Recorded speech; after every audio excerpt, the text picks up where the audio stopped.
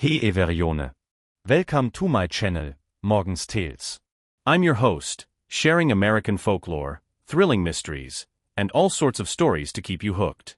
Today, I've got a special tale for you, the end of the Morgan legacy. So grab a seat, and let's dive into today's story. Somewhere deep in the Appalachian Mountains, near the base of White Pine Ridge, there lived a woman named Lily White. Nobody knew her real last name. Folks around those parts just called her Lily, or sometimes Miss Lily out of respect. She was a healer, a master of herbs and remedies, with a rosy complexion and sparkling eyes that seemed to light up the hollows. A real beauty with a heart to match. Lily ended up marrying Daniel Morgan, a doctor from the next village over. Daniel was the kind of guy everyone trusted. Folks would hike miles just to see him when they were sick. Back in those days, though, poor families couldn't afford a doctor's visit. Most physicians wouldn't even glance their way without cash up front. Forget about medicine. But Lily and Daniel? They were different. They'd trek up the ridge, gathering wild herbs, ginseng, goldenrod, whatever they could find, to brew remedies for folks too broke to even keep a fire going. They never asked for a dime, though they'd politely nudge for payment if someone could spare it. The other doctors in town? They'd snicker behind their backs. Look at those fools, they'd say, working for free, helping riffraff. What a couple of suckers. But Daniel and Lily didn't let it get to them. Daniel would just flash a quiet smile and say, "A doctor's heart shouldn't be in debt collection. People's lives matter more than a few coins. If my medicine can save someone, I'm not turning them away." Lily would nod right along, her gentle agreement sealing the deal. They were a team, through and through. One day, as Lily was sorting through her herb baskets, something crossed her mind.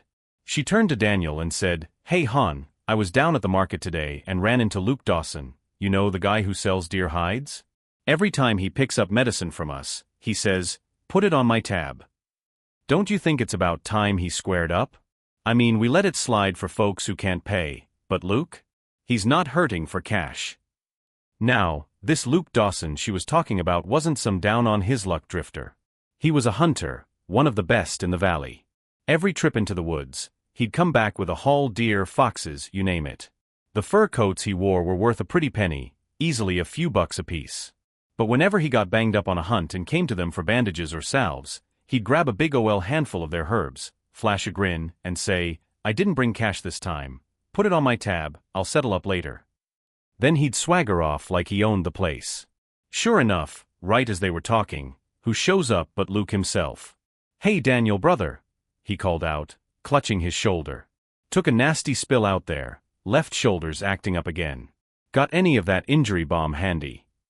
Daniel opened his mouth to say something, maybe ask about the money, but the words just wouldn't come. He sighed, scratched his head, and said, "Yeah, hang on. I'll grab some from the shed out back." True to form, Luke took the balm, clapped Daniel on the arm, and said, "Thanks man, put it on my tab, all right? I'll catch you next time with the cash." And off he went, disappearing down the trail. Lily watched him go, her lips pursed tight. Once he was out of earshot, she turned to Daniel, hands on her hips. "Why didn't you say something?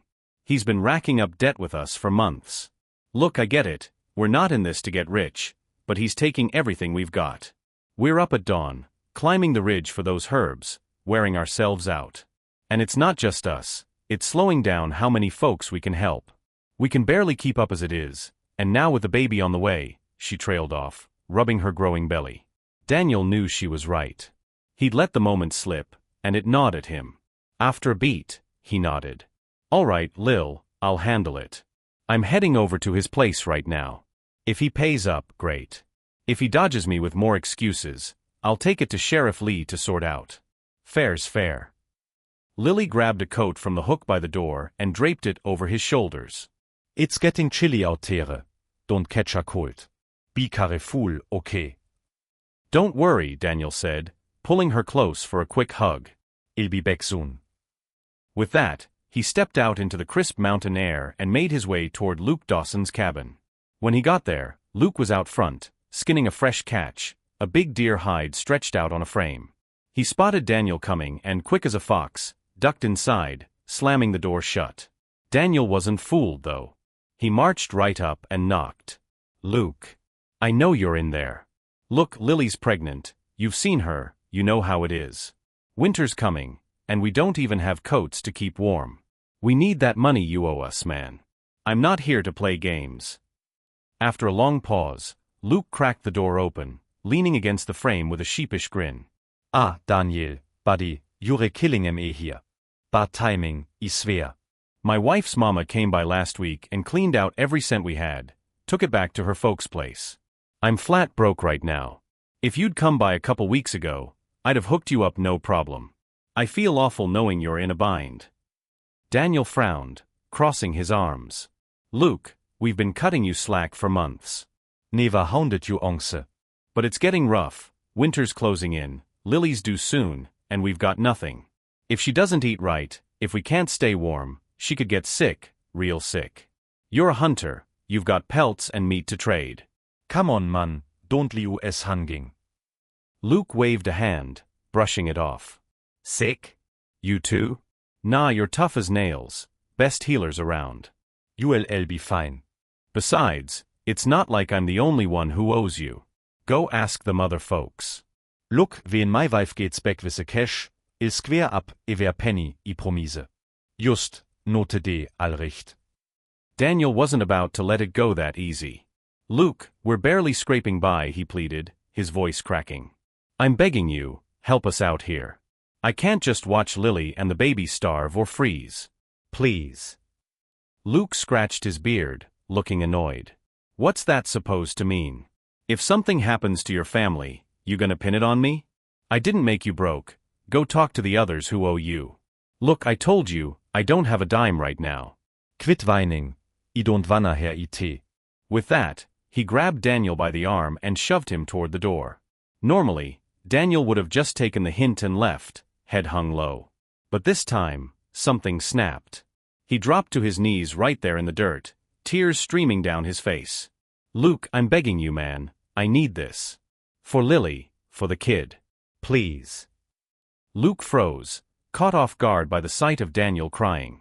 It rattled him, but not enough to crack his stubborn streak. After a tense silence, he grumbled, All right, fine, quit your bawling. I've heard tell of a spot, about 30 miles up the ridge, past the old logging trails. They say there's a cave up there, hidden deep. Folks call it that Mong Hollow. Supposedly, there's this rare weed growing inside, ghost grass, they call it.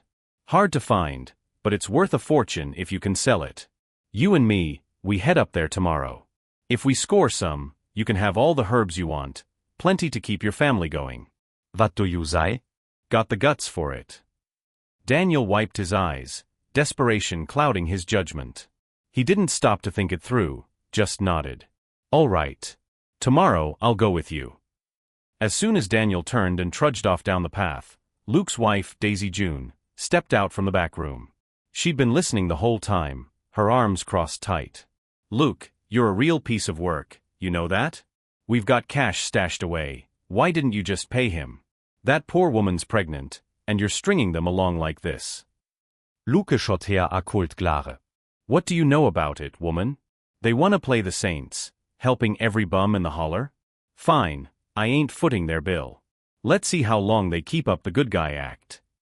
He smirked, a mean edge to it. This little trip? It's gonna settle things my way. You keep your mood shoot and stay out of it, Herr M.E. Daisy sighed, her shoulders slumping. All right, I know, she muttered, but her heart wasn't in it. She'd been through her own hard times, had a kid of her own once, back when Luke was off hunting and she was left to fend for herself. She knew what it was like to go hungry, to shiver through a cold night with a baby on the way. She felt for Lily, deep down, but with Luke calling the shots, there wasn't much she could do. The next morning, Daniel geared up to leave. Before he stepped out, he pulled Lily aside. Don't touch the well water while I'm gone, it's too cold, and I don't want you getting sick. I left some food ready in the kitchen. Aunt Vi's coming by later to check on you and the little one. Just rest up, all right? I'll be back soon as I can. Lily gripped his hand, worry creasing her brow. Daniel, that mountain's a long haul, 30 miles, and the trails up there ain't easy. You've never gone that far before. Please be careful. She cradled her belly with one arm, the other clutching their toddler's tiny hand as she waved him off. Daniel gave her a reassuring smile, then set out with Luke. They hiked all day and into the night, the wind howling through the pines. By the time the moon was high, they'd reached the deep wilderness, 30 miles from home, standing at the edge of Dead Man's Hollow. Daniel and Luke stood at the mouth of Dead Man's Hollow, peering into the shadows. Legend said the cave had been there forever, maybe since the first settlers got lost in these hills. They'd followed an old creek upstream, hoping it'd lead them to the spot. Neither knew if the place still held its secrets, but they were about to find out. As they poked around the entrance, a sharp, chilling scream cut through the air. Both men dropped low, hearts pounding, scanning the underbrush. The sound sent a shiver down their spines. It wasn't human, but it wasn't quite animal either.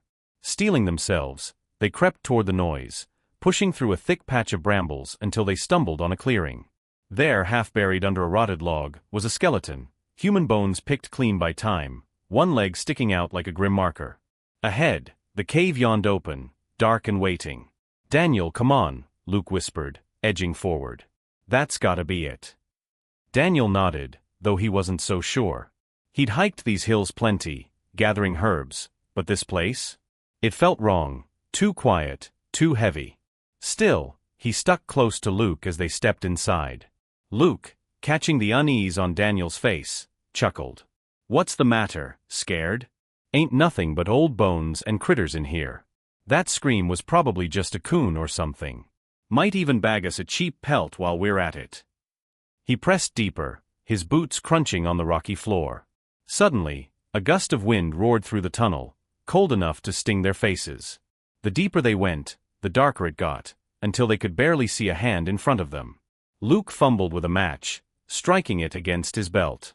The flame flared up, casting a flickering glow, and there, sprawled on the ground, was a white fox. Pure as snow, trembling hard, its belly swollen like it was about to give birth. Blood trickled from its left leg, staining the dirt. Luke's eyes lit up. "Well, hot damn, look at that. That pelt's worth a fortune." He grabbed a stick, raising it to finish the job. "Stop it." Daniel lunged forward, shoving Luke back. "She's hurt, and she's got kits in her. You can't just kill her, animal or not, it's a life." Luke scowled, lowering the stick. "Fine, you bleeding heart. I'll go find that ghost grass myself. But don't come crying to me when I claim it all." He stomped off into the shadows, leaving Daniel alone with the fox. Daniel crouched beside her, his voice soft. "Hey girl, easy now. I'm not here to hurt you. I'm a doctor, well, sort of. I can help you through this." He eased his herb basket off his shoulder and opened it, showing her the contents: dried leaves, roots, a little vial of salve. "See? I've got stuff to fix you up." The fox locked eyes with him, her gaze sharp and knowing. She stopped thrashing, letting out a faint whimper, almost like she understood. Daniel worked quick. First, he pulled out a thin needle he kept for emergencies, pricking her leg to numb the pain. Then he crushed some herbs with a rock, mixing them into a paste, and smeared it over her wound, wrapping it with a strip of cloth from his shirt. He ran a hand over her swollen belly, frowning. "This ain't gonna be easy, girl. You're in a tough spot. When I push, it's gonna hurt like hell, but you've gotta hang on. Those kits need to come out." The fox met his eyes again and gave a weak nod, burying her muzzle in the dirt like she was bracing herself. Daniel took a deep breath and pressed down, massaging her belly with steady hands. The fox whimpered, her body shaking, the sound echoing off the cave walls like a banshee's wail. Somewhere deeper in, Luke froze, muttering, "What in tarnation?" He turned back, but the noise spooked him too much to keep going. Back with the fox, Daniel kept at it. She went limp for a moment, her eyes glowing an eerie green in the matchlight, her muscles locking up. No, stay with me." Daniel grabbed another needle, jabbing it into a pressure point on her neck. 1, 2, 3 quick stabs, and she gasped, her chest heaving again. "There you go, breathe, girl. Now push, hard as you can. I'll pull." The fox strained, and with one last tug from Daniel, a tiny kit slid out, wet and wriggling. He scooped it up, laying it against her side. The mother fox lifted her head, staring at him with something like gratitude. Then, clear as day, she spoke, "Thank you, Daniel Morgan." Daniel stumbled back, tripping over his own feet. His legs gave out, pinning him to the ground as his mind raced. You talked. How do you know my name? And your leg, it's healing already. What are you?" The fox's voice was calm, almost gentle. "Don't be afraid.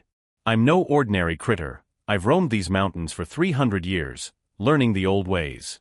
This kid in my belly was my trial, and I came here chasing the ghost grass to ease the birth. But a wolf jumped me halfway, nearly finished me off.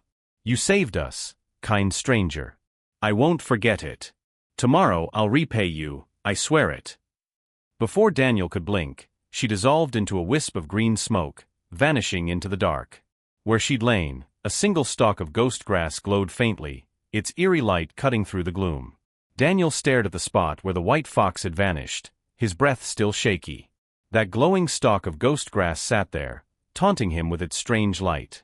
He'd never seen anything like it, pale green, almost shimmering, like it didn't belong in this world. Figuring it had to be the prize Luke was after, he grabbed a small trowel from his belt and carefully dug it up, roots and all, tucking it into his herb basket. Just then, Luke's voice echoed from deeper in the cave. "Hey Daniel. What did you stuff in that bag of yours?" He lumbered back, squinting in the dim light. Daniel didn't hesitate. "Found something while I was helping that fox. She left it behind. Reckon it's that ghost grass you talked about. Let's head back to the village and see what it's worth." Luke's eyes flicked to the basket, a sly glint in them.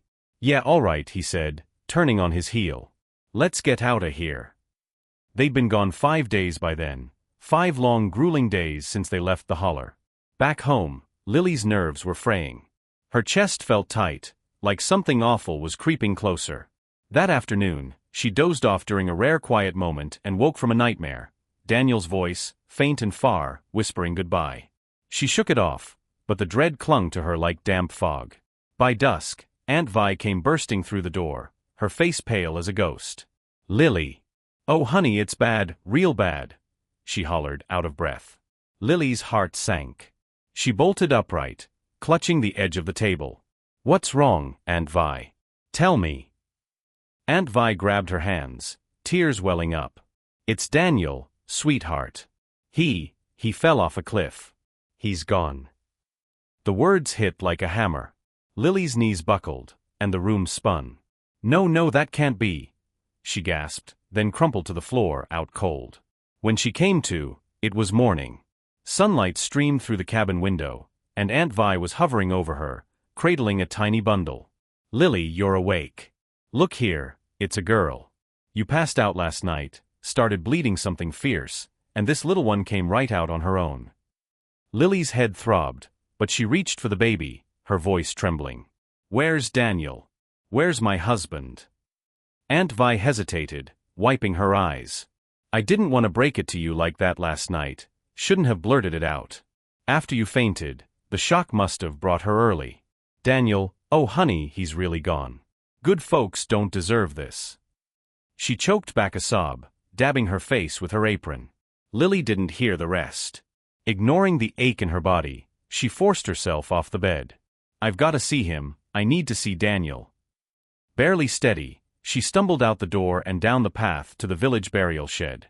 There Luke was barking orders, overseeing Daniel's body being laid into a rough pine coffin. Lily staggered up, collapsing against it, her cries tearing through the quiet morning. She clung to the wood, refusing to let go, her sobs raw and broken.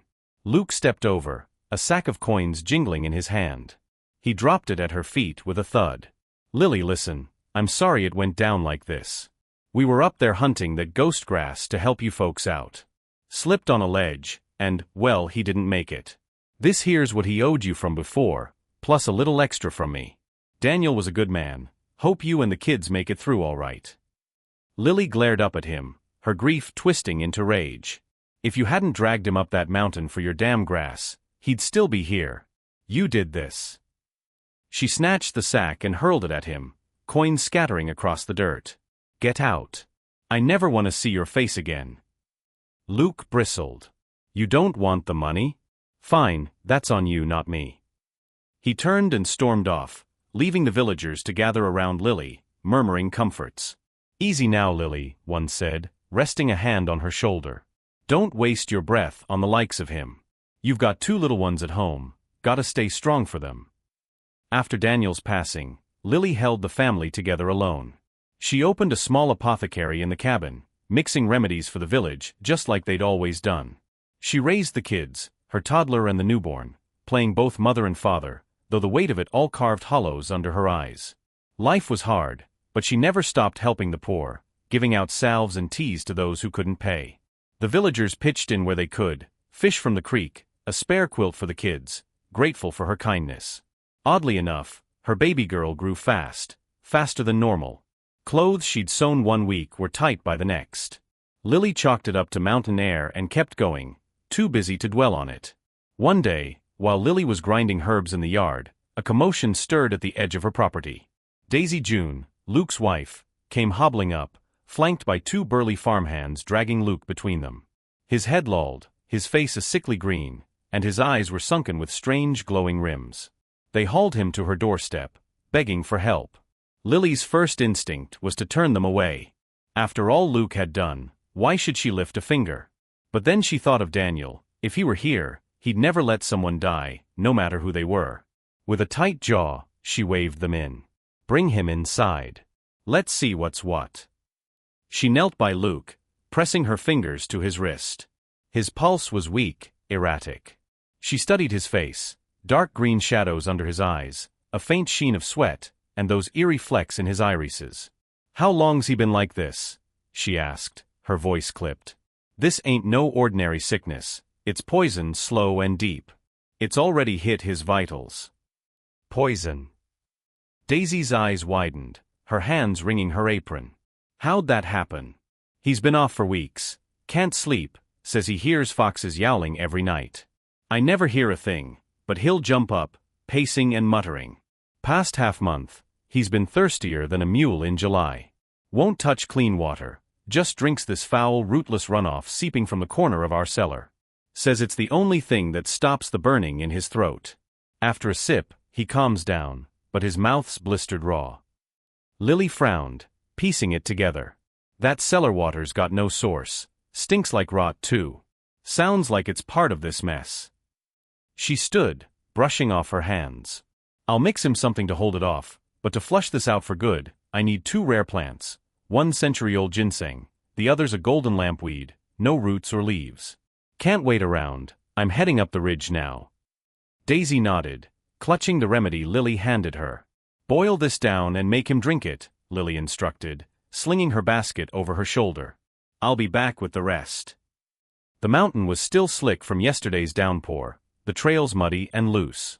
Rock slides weren't uncommon this time of year, but Lily didn't have time to fret. A life was a life, even if it was Luke's. She climbed fast, her boots sinking into the earth, and after an hour, she spotted the golden lampweed glinting in a crevice. The ginseng, though? That was trickier. She scoured half the ridge, panting and sore, but came up empty. Exhausted, she slumped against a boulder to catch her breath. Before she could sit, a low rumble shook the ground. She glanced up, rocks tumbling down the slope, straight for her. She bolted, dodging behind a tree, but the cascade was too fast. Just as a boulder loomed overhead, a blur of white streaked in, a fox pure as snow, scooping her onto its back. It darted into the thick woods, carrying her to safety. Lily blinked, dazed, as the fox set her down. "Ma'am," it said, its voice clear and steady, "here's the ginseng you need." It nudged a gnarled root toward her with its snout. She stared, clutching her chest. "Wait, how'd you call me, ma'am? Why'd you save me?" The fox sat back, its eyes glinting. "Your husband, Daniel, saved me when I was birthing my kid up in Dead Man's Hollow. Before he died, he asked me and my little one to watch over you. I've been near ever since he passed, kept my promise." Lily's breath hitched. "When he died? You were there?" "I heard he fell off a cliff. What really happened?" The fox's tail flicked. "There's more to it, ma'am. When I was hurt, your Daniel patched me up. I left him that ghost grass as thanks. But Luke," he turned rotten, "wanted it all for himself. He lured Daniel to a cliff's edge, waited till his guard was down, and kicked him over. By the time me and my kit got there, he was fading fast. Luke took the grass, sold it in the next town, then faked those scratches to play it off like an accident. Said Daniel slipped chasing herbs for you. He's had blood on his hands ever since. Lily's fists clenched, her nails digging into her palms. So Luke killed him, and tried to cover it up? And now he's poisoned. Did you do that too? The fox nodded. Yes, ma'am. He's a bad seed, plotted to burn your cabin down with you and the kids inside. Me and my kit couldn't let that stand. We rigged it so he'd pay, slowly. Tonight, if he don't get that cure, he's done for. Tears stung Lily's eyes. She thought of Daniel, his gentle hands, his stubborn kindness, and the kids he'd never see grow. Her heart ached, torn between vengeance and duty. After a long silence, she looked up at the fox. Daniel always said a healer's job ain't about who deserves it, it's about saving who you can. If he were here, he'd treat Luke, no question. I've got to do the same. The little fox tilted its head, then padded over to a bush, pulling out a century-old ginseng root with its teeth. You're a good woman, ma'am, a fine wife, mother, and healer. Take this. With the golden lamp and that brew, he'll pull through. It dropped the root into her basket and stepped back. You've got a doctor's heart. Lily took the ginseng and golden lamp weed back to the cabin, her steps heavy but sure. She ground them into a paste, mixed it with the earlier brew, and handed it to Daisy. Give him this, 3 doses, morning, noon and night. Should pull him through. Daisy followed her instructions to the letter. By the 3rd dose, Luke's color started creeping back, green fading to a sickly yellow, then something close to normal. His eyes cleared, the eerie glow gone. Daisy clutched his hand, beaming. Luke, you're awake. We owe Lily everything. If it weren't for her, I'd be a widow by now. We've got to thank her proper. Luke sat up, still weak, but his brow furrowed. As Daisy chattered, he caught a whiff of something, faint, musky, like fox fur. It hit him again, sharper this time, mixed with the same rancid stink as that cellar runoff he'd been guzzling. His gut twisted. Get him out of here, he rasped, waving a hand. I'm fine now, don't need her hovering. Lily caught the dismissal and turned to go, her face tight. Seeing Luke alive stirred up everything, the betrayal, Daniel's blood on his hands. She didn't say a word, just walked out, leaving Daisy stammering apologies. That night, Luke slipped out of bed, his mind racing. The more he thought on it, the more it gnawed at him, Lily knew. She had to. Why else would she save him, only to look at him like that? He figured she'd poisoned him first, then played the saint to cover it up. She's on to me, he muttered, grabbing a tin of kerosene from the shed. Gotta finish this before she talks. He crept toward Lily's cabin under the moonless sky, ready to douse the place and strike a match. But as he got close, shadows moved, folks from the village, out late, heading his way. Too many eyes. He cursed under his breath, ditched the tin in the bushes, and slunk home. Next time, he growled. Back at the cabin, Daisy met him at the door, her face puzzled. Where'd you run off to? You look like you seen a ghost. Luke froze mid-step, his head snapping up. There, at the kitchen table, sat 3 rough-looking strangers, chewing tobacco and laughing low. Who the hell are they? He hissed, jabbing a finger at them. I don't know those fellas. Never seen 'em in my life. Daisy blinked, glancing around. What are you on about? Ain't nobody here but you and me. You're talking crazy. Go lie down before you scare me half to death. From that night on, Luke couldn't shake it. Everywhere he went, down the trails, in the woods, even at home, strangers lurked. Hard-faced men with hollow eyes, watching him. He'd ask folks, you see that guy over there? They'd squint, shake their heads, and mutter about him losing his mind. Word spread quick, Luke Dawson had gone touched, poisoned in the head. Only the white fox and her kit knew the truth. That ghost grass Luke had stolen and sold? It carried a curse. For a good soul, it'd bring long life, a blessing from the mountain spirits. But for a black heart like his, it opened your eyes to the shadows, ghosts, wraiths, things that creep in the dark. They'd hound him, draw close, until he unraveled completely. No clean death, no quick end, just a slow, mad spiral. And that's how it went. Luke's days turned to nightmares, his nights to terror, until he was a shell, muttering at phantoms no one else could see. The village kept clear, and Daisy couldn't bear it no more. she left him to his fate. Meanwhile, Lily kept on. She raised her girls, tended the sick, and never turned away a soul in need. The folks of the holler looked after her in turn, fish, firewood, whatever they could spare. Her kindness held strong, proof that good deeds echo back, even if it takes time. Luke's end? Well, that just showed the other side of the coin. Evil digs its own grave, sooner or later. So there's your tale, friends. The Morgan legacy didn't end with Daniel's fall, it lived on in Lily's hands. Good folks get their reward, and the wicked? They get what's coming. Ain't no dodging that reckoning, it's just a matter of when. Be kind, do right, and the world'll sort itself out. That's the way of it. That's the end of this one, but stick around. Next up, we've got a yarn called The Loyal Son's Crooked Path. A fella stumbles into a mess of cheating hearts and dark deeds, all 'cause he wanted to keep his mama fed. You won't want to miss it. Alright folks, welcome back to Morgan's Tales. If you enjoyed that last one, buckle up. Here's another gem from the backroads of American lore. This one's called The Loyal Son's Crooked Path. It's about a fella who stumbles into a tangle of sin and secrets, all 'cause he couldn't bear to see his mama go hungry. Let's get to it. Way back in the early days of Willow County, Tennessee, there lived a man named Sam Turner. His mama, Hannah Turner, was past 40 when she had him, late for a baby in those times. Right after Sam came into the world, his daddy took sick and passed on, leaving Hannah to raise the boy alone. She scraped by, working her fingers to the bone, and somehow pulled him through to manhood. Sam grew up with a heart full of gratitude. By the time he hit his 20s, Hannah was pushing 60, her hair gone silver, and he couldn't stand watching her toil. He wanted to take care of her, give her the rest she'd earned. Problem was, Sam wasn't much to look at. Folks summed him up in 4 words, rat-faced and scrawny. Small head, beady eyes, sharp chin, and brows so thin they barely showed. Standing still, he looked like a half-starved critter sizing up a henhouse. Now, Sam's soul was solid gold, but people didn't see past his face. Since he was a kid, he'd traipsed all over Willow County looking for work, chopping wood, tending fields, anything. No dice. Nobody'd hire him, they'd take one glance and turn him away. Ain't got no use for a fella like that, they'd mutter. So at 20, Sam was still empty-handed, no job, no prospects. Their little shack didn't have a scrap of land to farm.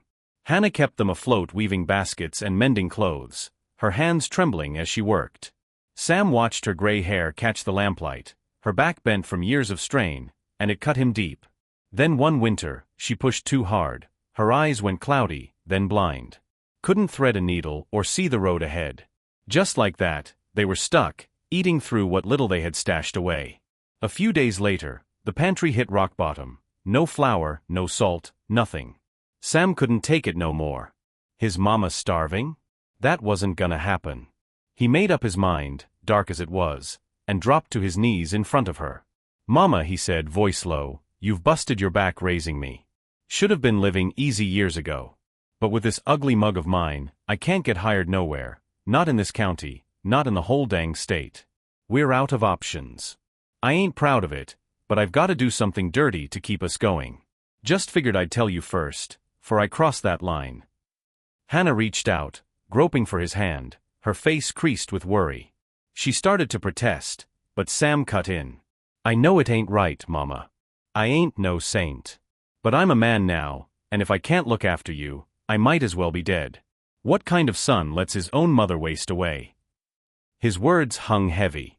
Hannah knew her boy wasn't a bad seed, not deep down. This wasn't greed or spite, it was love driving him to the edge.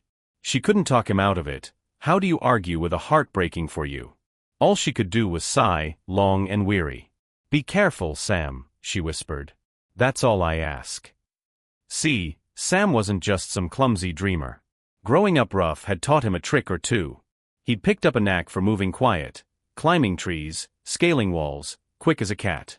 Never used it for much till now, but with Hannah blind and the pantry bare, he figured it was time to cash in. He'd turn thief, a shadow slipping over rooftops, to put food on their table. But before he set out, Sam mulled it over. If I rob folks blind, take everything they've sweated for, I'm no better than a vulture, he thought. Ruin a family just to save mine? That's a sin I can't carry. So he set himself a code, only take what he needed, 1 sack of grain, a couple bucks, never more. Enough to keep Hannah fed without breaking someone else's back. With that, he steeled himself for the crooked path ahead. Sam stuck to his word. By night, he'd slip out of the shack, a shadow against the Tennessee hills, scaling fences and shimmying up drain pipes. He hit barns and back porches, quick and quiet, taking just enough, a sack of cornmeal here, a jar of preserves there. Never cleaned a place out, never left folks desperate. The ones he stole from noticed, sure, but they'd shrug it off. Least he's got some decency, they'd grumble, and let it slide. Sam was too slick to get caught, left no tracks, no clues. Over time, folks started whispering about the Willow Wraith, a ghost who raided just enough to get by. He'd been at it a while, laying low between jobs. But one lean week, the shack's pantry ran dry again, couldn't even scrape together a biscuit. Sam remembered overhearing talk at the market about a big spread just outside town, the Baxter place. Rich folks, they said, hogs, chickens, a cellar stuffed with goods. Sounded like a gold mine. He decided to hit it that night, under cover of dark. As dusk settled, Sam headed out, cutting through the woods toward the Baxter farm. On his way, he crossed paths with an old-timer Jake Ironjaw Malone, a grizzled fortune-teller who roamed Willow County with a deck of cards and a sharp tongue. Their eyes locked, and Jake grabbed Sam's arm, his grip like a vice. "Well, I'll be damned," he barked. "You got the nerve to strut around in broad daylight, scoping out marks? I ought to drag you straight to the sheriff." Sam's stomach dropped. He squirmed, but Jake's hold didn't budge. Panicked, he let the old man pull him off the trail into a quiet thicket. Then Jake let go, cackling like a crow. "Relax, boy, I'm just yanking your chain." He doubled over, slapping his knee. Sam exhaled, a shaky laugh escaping him. Wiping sweat from his brow, he tipped his hat. "You got me good, mister. How about I buy you a cup at the tea shack? Maybe you can read my future, tell me what's coming down the pike." They ambled over to a rickety roadside joint, settling at a wobbly table with 2 mugs of bitter brew. Jake squinted at Sam, sizing him up like a butcher eyeing a hog. After a long sip, he leaned back, his voice gravelly. "Well shoot, son, you're a rare one. Got a heart big as a barn, loyal to your kin, and a streak of honor a mile wide. Shame about that weasel face of yours, throws folks off. But listen here, I see trouble brewing. You're dancing on a razor's edge, and there's a mean cuss waiting to trip you up. Take an old man's advice, stay clear of the Baxter spread. Quit this thieving game, for it's too late." Sam nodded, polite as could be, but inside, his mind churned. Ain't got no other way to eat, he thought. If I'm doomed to starve, so be it, but I can't let Mama go down with me. She's suffered enough, raising a runt like me without a day of peace. Long as she's breathing, I'll keep this up. Once she's gone, I can rot for all I care. He kept his trap shut about that though, just swapped a few more words with Jake, paid for the tea, and said his goodbyes. Back home, he didn't breathe a word to Hannah about the fortune teller. No sense worrying her blind eyes with shadows of what might be. As night fell, he grabbed a pocket knife for luck, slipped into the dark, and made for the Baxter place, ready to test fate on his own terms. Sam reached the Baxter place under a pitch-black sky, the big house looming like a sleeping giant. He hopped the fence, landing soft in the yard, and crept to a side window. With a flick of his knife, he jimmied the latch and slid inside, quiet as a whisper. He started poking around, cupboards, a chest by the hearth, hunting for something small to swipe. Then came a noise, footsteps outside. Sam froze, heart hammering, and dove under the nearest bed just as the door creaked open. He wedged himself flat against the floorboards, holding his breath. A woman stepped in, Mrs. Clara Baxter, he reckoned, judging by her fancy silk dress. She perched on the bed's edge, not lying down, just sitting there like she was waiting for someone. Sam cursed his luck, trapped, no way out, and the minutes dragging like hours. 2 sharp knocks rattled the door. Clara sprang up, smoothing her skirts, and hurried to open it. A man strode in, tall, slick-haired, reeking of cologne. Sam peeked from his hiding spot and caught their flustered fumbling, arms tangled, lips locked, tumbling onto the mattress. The bed frame groaned above him, springs squeaking with every move. He grit his teeth, stuck there like a rat in a trap, waiting for the storm to pass. Finally, they stilled. Clara's voice cut through the quiet, low and urgent. "You've got to make up your mind, Tom. I've got everything packed here. No more stalling, we're running out of time." Tom chuckled, smooth as snake oil. "Don't you worry, darlin'. I've got a boat ready down at the river.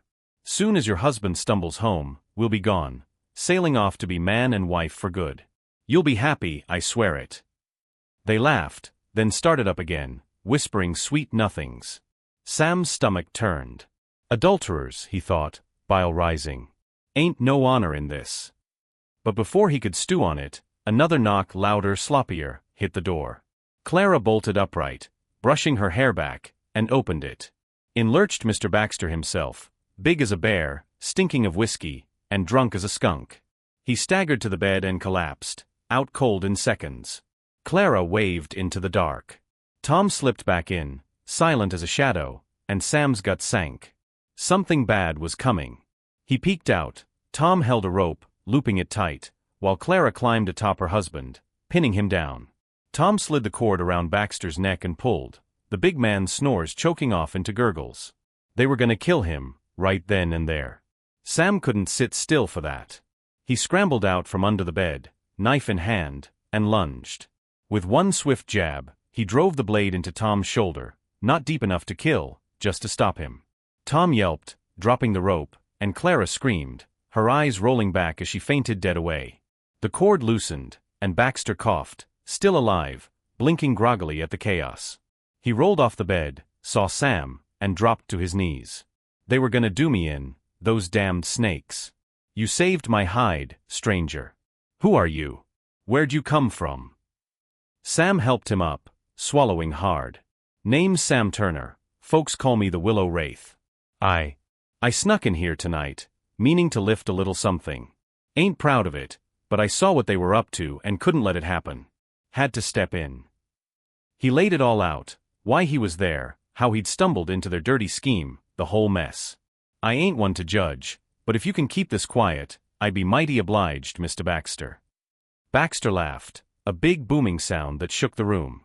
"Well, I'll be a thief with a conscience." He rummaged in a drawer, pulled out a few silver dollars, and pressed them into Sam's hand. "Take this, son, a small thanks. Can't repay you proper now, but I owe you big. Get out of here 'fore she wakes up." He nodded at Clara, still sprawled on the floor. Sam hesitated, then pocketed the cash. He was halfway out when Clara groaned, stirring. Quick as a flash, Baxter grabbed his own knife from his belt, dashed to the bed, and plunged it into Tom's chest, finished him off before Sam could blink. Then he stabbed Clara too, swift and cold, sending her to join her lover in the grave. Sam froze, stunned. Baxter caught his eye and shrugged. "Can't let him walk after this.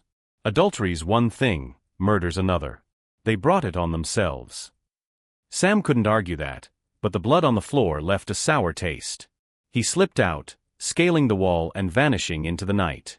Sam melted into the shadows, leaving the Baxter place behind as fast as his legs could carry him. Back inside, Mr. Baxter stood over the bodies, Clara and Tom, blood pooling under them like spilled wine. He didn't waste a second. Stepping to the window, he let out a holler that could wake the dead. "Help! Somebody, get over here quick!" Neighbors came running, lanterns swinging, drawn by the racket. They piled into the bedroom, gaping at the scene, Baxter, wild-eyed and whiskey-sour, pointing at the corpses. "Look at this mess," he roared. "Caught these two sneaking around behind my back, cheating dogs. Tonight, they waited till I was drunk, tried to string me up in my own bed. Lucky I woke up in time, had to fight him off. It's a damn shame, but they got what was coming." The crowd murmured, nodding along. "Caught him red-handed and paid the price," one said. "Ain't no crime in defending yourself, Baxter. We'll back you up, let's go see the sheriff together." No one blinked at the story. Adultery and a botched murder? That was justice in these parts, rough and ready. Baxter mopped his brow, playing the shaken husband, and the neighbors hauled the bodies off to square things with the law. Meanwhile, Sam hoofed it back to Willow County, slipping through the woods like a ghost. When he pushed open the shack's door, Hannah was still awake, her blind eyes staring into nothing. She turned her head at the sound of his boots, nose wrinkling. "Sam? That you?"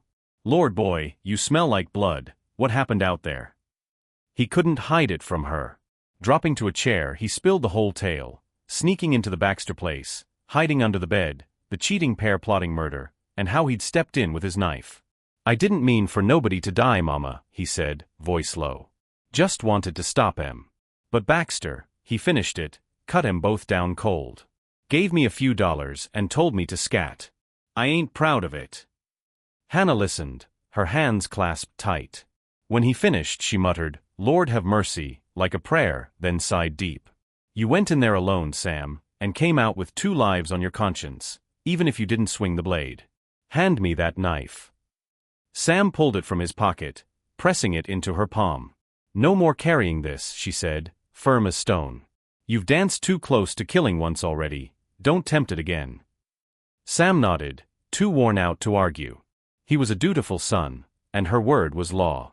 Over the next few days, Baxter himself showed up at their door, all smiles and gratitude. Saved my neck, Turner, he said, dropping off a sack of flour and a couple bucks. Can't thank you enough. They swapped pleasantries, and from then on, the two struck up an odd sort of friendship, Baxter, the gruff farmer, and Sam, the scrappy thief who'd turned savior. But Sam's mind wouldn't settle. Word around town had it the monks at Golden Oak Church, just outside Willow County, were up to no good. He'd heard whispers of shady dealings, maybe a chance to swipe something worth a damn. One night, restless and curious, he decided to check it out. Sam waited till the clock struck 3 in the morning, the deadest hour, before slipping out to Golden Oak Church. The old wooden steeple loomed against the starry sky, just beyond Willow County's edge. He scaled the back wall, nimble as ever, and dropped into the churchyard, sticking to the shadows. Inside, he expected silence, prayers and pews, maybe a sleeping preacher. What he got was a whole different sermon. Crouching behind a stack of hymnals, Sam peeked into the main hall. There they were, 6 monks in faded robes, sitting cross-legged on the floor with a gang of roughnecks in dusty coats. Between them, a pile of loot glinted in the candlelight, coins, jewelry, a few fancy trinkets.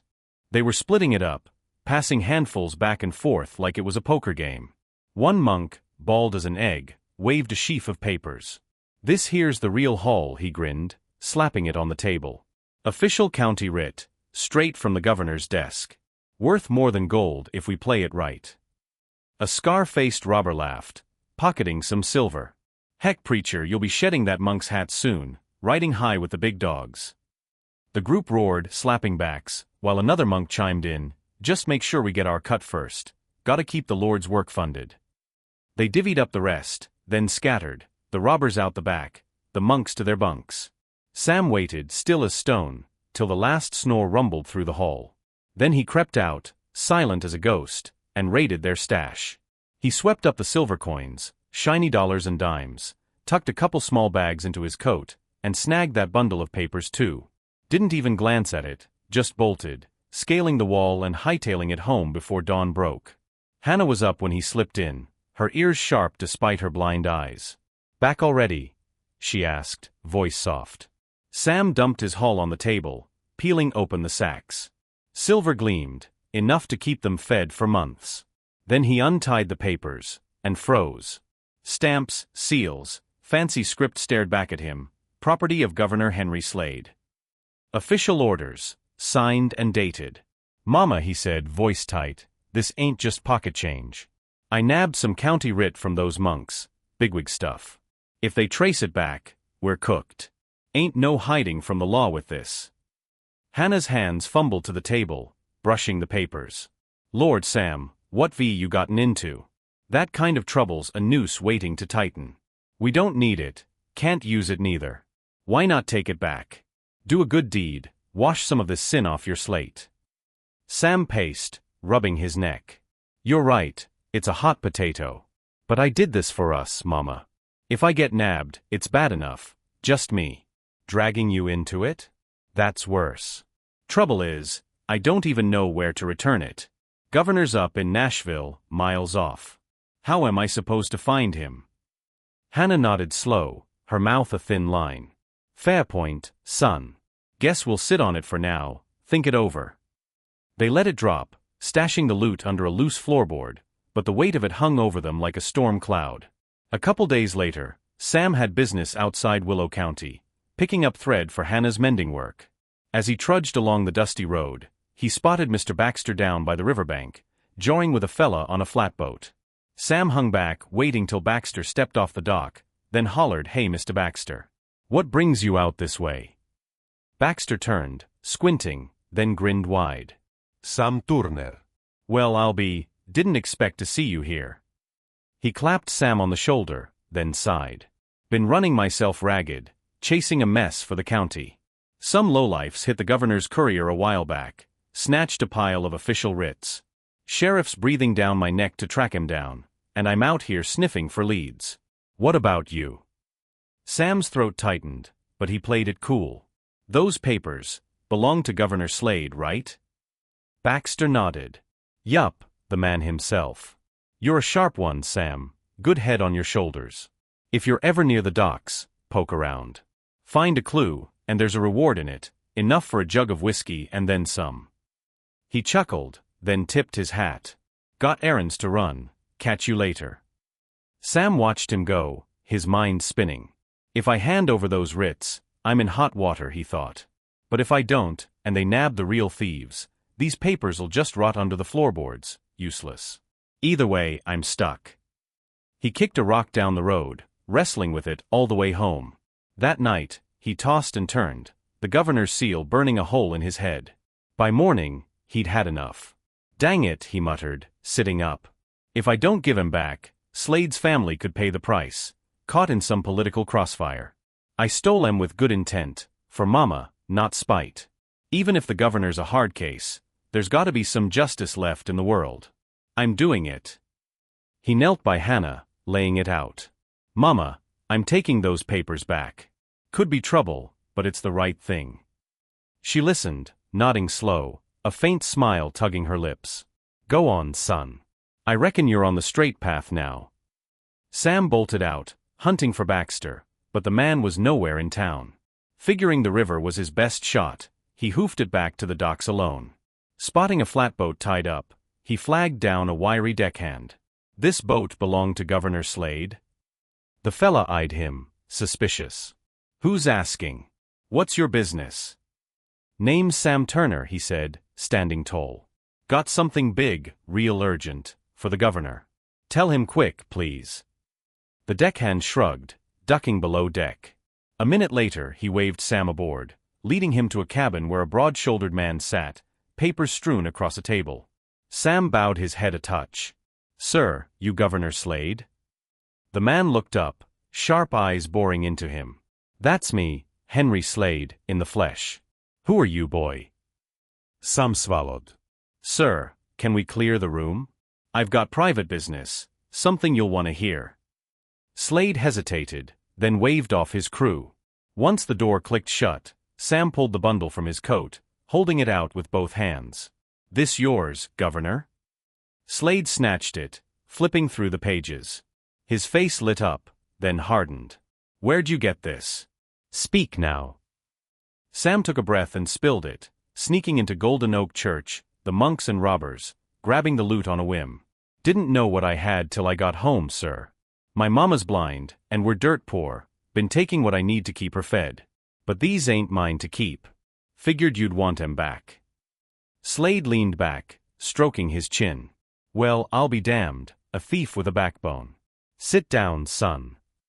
He gestured to a chair, pouring Sam a slug of coffee from a tin pot. "Let's talk this out."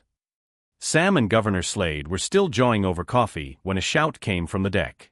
"Governor! Baxter's here, says it's urgent." Slade stashed the writs in a drawer and waved the door open. Mr. Baxter strode in, hat in hand, and froze when he saw Sam. "Turner? What in blazes are you doing here?" Sam stood, tipping his head. "Hey, Mr. Baxter. Just settling some business with the governor. What's got you running?" Baxter shook off his surprise and turned to Slade. "Been chasing leads all day, sir. Stopped by Golden Oak Church this morning, resting my boots under the wall when I spotted something sticking out of a crack. Pulled it out and wouldn't you know, half a torn writ, stamped with your name, Governor Henry Slade, official dispatch. Figured it's tied to that robbery, so I hightailed it here to check." He handed over the ragged paper, creased and dirty. Slade unfolded it, matching it to the bundle Sam had brought. Fits like a glove, he said, nodding. This proves you ain't spinning yarns, Turner. He turned to Baxter. Fill him in, boy's been straight with me. Slade recounted Sam's tale, the church break-in, the monks and robbers, the stolen loot. Baxter's jaw dropped, then he grinned. Well, I'll be a monkey's uncle. You're full of surprises, Sam. Sam shrugged, hands in his pockets. Ain't proud of it, sir. I'm just a drifter trying to keep my head above water. Took a risk coming here, didn't want to see your family caught in the crossfire over these papers. If you're fixing to lock me up, I'll take my licks. Just can't leave my mama high and dry. Baxter cut in, clapping Sam's shoulder. Hold up, Sam, you're off the mark there. Those crooks ain't like you, murderers and firebugs, the lot of 'em. Real outlaws. You can't duck out now, helped us crack this wide open. Like the saying goes, one bad apple don't spoil the whole barrel. You're in too deep to walk away. Sam hung his head, thinking it over. Reckon you're right, Mr. Baxter. Stole fair and square, broke the law, no denying it. If there's a price, I'll pay it. Just worried about Mama, she's got no one else. Slade tapped his fingers on the desk, then smiled, a rare crack in his stern face. Ease up, son. I'll write you a letter, pardon for your trouble. Take it to the sheriff, he won't touch you. Fact is, you've done me a solid. He grabbed a pen, scribbled a note, and sealed it with wax. Then he fished out $20 silver from a lockbox and slid them over. Reward for your grit. Don't spend it all in one saloon. Baxter grinned. Come on, Sam, let's round up those church rats. They marched out, Slade's letter tucked in Sam's coat, and rode straight for Golden Oak Church. By noon, they'd hauled in every last monk, bald heads and all. The ringleader tried denying it, but Sam stepped up, laying out the whole scene he'd witnessed. The evidence piled high, stolen goods, that torn writ, and the monks caved, spilling names and hideouts of their robber pals. Baxter took charge, leading a posse to sweep the county. Within days, they'd nabbed the whole gang, thieves, cutthroats, the works. For busting the case, Baxter got a shiny new badge, promoted to deputy. Sam, with Slade's letter in hand, walked free. The sheriff called him in though, wagging a finger. No more funny business, Turner. Keep your nose clean, or this pardon won't save you twice. Sam tipped his hat and left the office, a weight off his chest. As he crossed the old Taiping Bridge on his way home, he spotted a gray-haired man sobbing by the river, cradling a drenched girl in his arms. Sam hurried over. What's wrong, old-timer? The man looked up, tears cutting tracks through his weathered face. Name's Old Man Tate. This here's my daughter, only kin I got left. Her mama passed last week, and we couldn't afford a proper burial. Borrowed $10 from Silas Reed, that skinflint lender.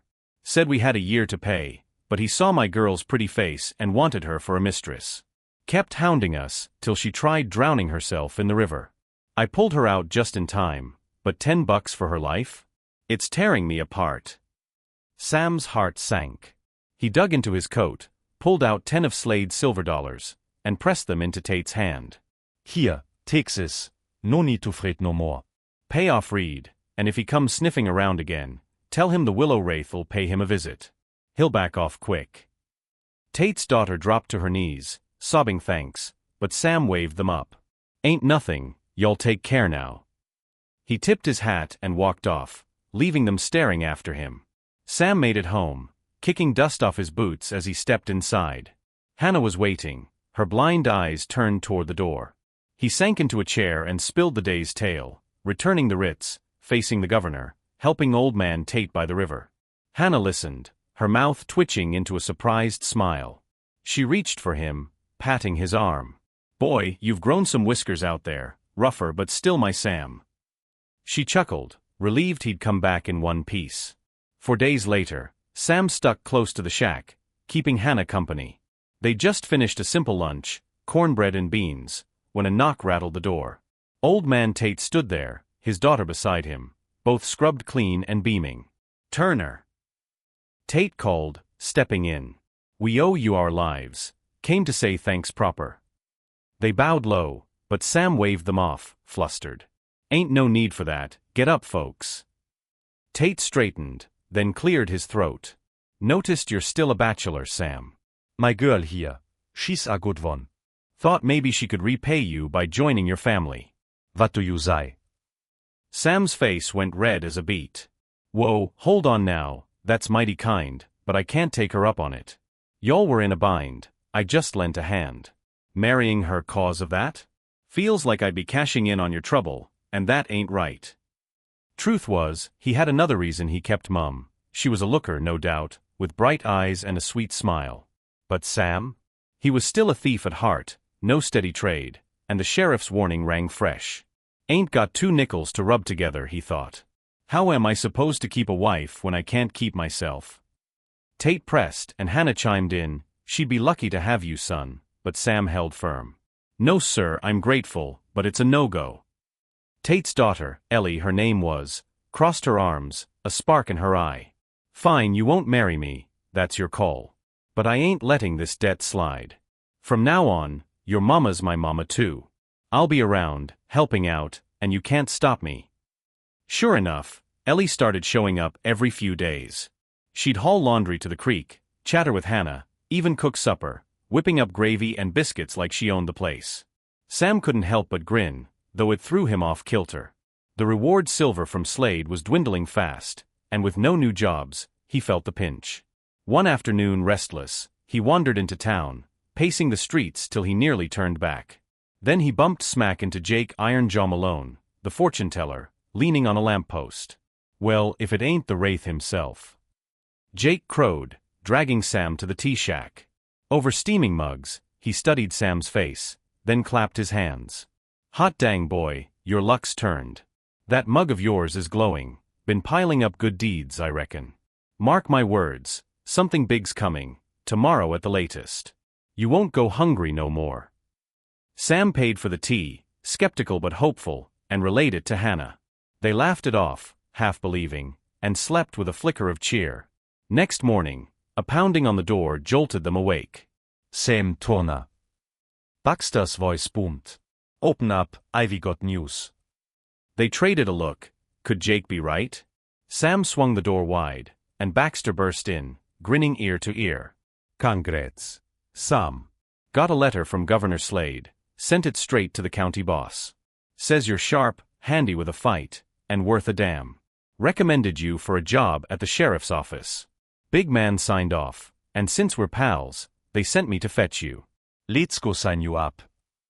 Hannah's jaw dropped, then she laughed, tears brimming. Sam blinked, stunned. A real gig, steady pay, honest work. Deputy's tough, he thought, but it's better than stealing. I'm in. He swapped his patched shirt for a clean one, followed Baxter to the sheriff's office, and signed on the dotted line. From then on, Sam was a lawman, drawing a paycheck every month. Hannah didn't want for nothing, and Ellie kept coming round, her loyalty unshaken. After a while, Sam and Tate hashed it out, picked a wedding day and made it official. The ceremony was a ruckus, fiddles wailing, folks stomping, Ellie walking in with flowers in her hair. She and Sam settled into a happy life, and Hannah? She grinned till her last breath at 80, finally tasting the peace she'd earned. That's the tale, folks. Sam Turner took a crooked path but found his way, proof good hearts get their due, even if it's late. Liked it? Drop a holler below, and we'll catch you next time on Morgan's Tales.